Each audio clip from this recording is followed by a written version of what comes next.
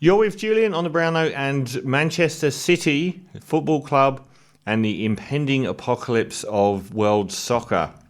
So recently, Everton, the UK Premiership side, or English Premiership side from Liverpool, major rivals of Liverpool, were found guilty of one count of financial irregularities and immediately docked 10 points from the league. The Mayor of Liverpool City, Steve Rotherham, has described Everton's 10-point deduction as wholly disproportionate and vowed to support the club's appeal in a letter to the Premiership. Everton were plunged into the relegation zone last week after being given the heaviest punishment ever handed out to a Premier League team for breaching financial rules. And the Independent Commission found the club lost $124 million over the financial period covering 4 years, $20 million above the permitted threshold. The punishments led to a barrage of criticism from supporters.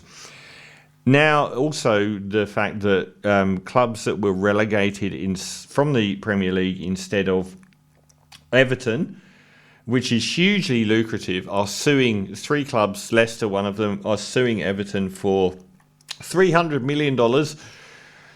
The can of worms this is opened. So in one way, which is the correct way, this is obviously justice. The huge elephant in the room is Manchester City, arguably the best football club in the world at the moment. The current England champions, the current European champions. They did the treble last year, and one of the Middle Eastern-owned clubs in the UK have 115 charges of financial irregularities against them, dwarfing by impossible margins what Everton have been accused of. I can't read what the Premier League did in punishing Everton as anything other than a signifier that Manchester City are going to get it. So we've had financial fair play rules in play for a very long time, and the laughing joke about it all is when very big clubs get punished, they end up not being punished. So they get barred from European competition for 3 years, and in the end they pay a fine.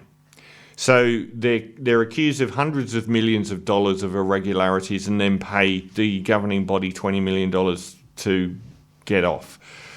And it's happened with clubs like Barcelona over and over again where they just get away with it. This time, the fact that Everton have been punished like they have, it doesn't leave the prosecution of Manchester City anywhere to go, because the regulatory bodies will be a laughingstock if they let them get away with it. So it is both impossible to prosecute Manchester City. I think the analogy here is the global financial crisis. So you get a club like Man City are so big, they're too big to fail. So it suddenly becomes extrajudicial that they can get away with everything because they're too big to fail. The impact on the sport is so great, it would cause catastrophe. Now, the apocalypse I'm talking about here is this. From the clubs in Saudi Arabia, in the Saudi League, to the absolute immolation of world soccer at the hands of the disgraceful FIFA, football is being bent out of shape for money men, and it's ruining the sport. They keep expanding competitions. Their ultimate game here is that every mega-rich club in Saudi Arabia or Qatar ends up playing Manchester United every week. That's the goal. And a few years ago, we had the first attack on the Premier League and on European football, which was the attempted formation of a European Super League, where 6 Premier League clubs would join up with Inter Milan and Real Madrid and Barcelona and play each other every week. Now, that was the future of football that these money men want to disgracefully shape it into. The Premier League turned around and said, we're the most financially valuable league on earth. So off you go, but we're not letting you play in the Premier League anymore, and all the UK clubs pulled out in 24 hours. What has shaped football in Europe, particularly at the moment, is extensive debt. A club like Manchester United were bought with debt by Americans and are like $1 billion plus in debt. The Premier League generates a lot of money, but clubs in Italy and Spain that are spending the same money as Manchester United do not get that money from their leagues. So the Spanish league is famously tipped towards being Barcelona and Real Madrid. You're probably going to see similar, but not to the same extent in Germany, and also in Italy. Juventus continually get busted.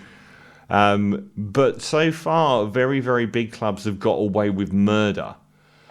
So even though it's doing 100% the right thing at exactly the right time, it makes me laugh to hear about Saudi clubs playing in the Champions League in Europe, primarily because they don't adhere to financial fair play awards. There was a league game in the Saudi league featuring one of the top teams recently that had 700 people watching the game.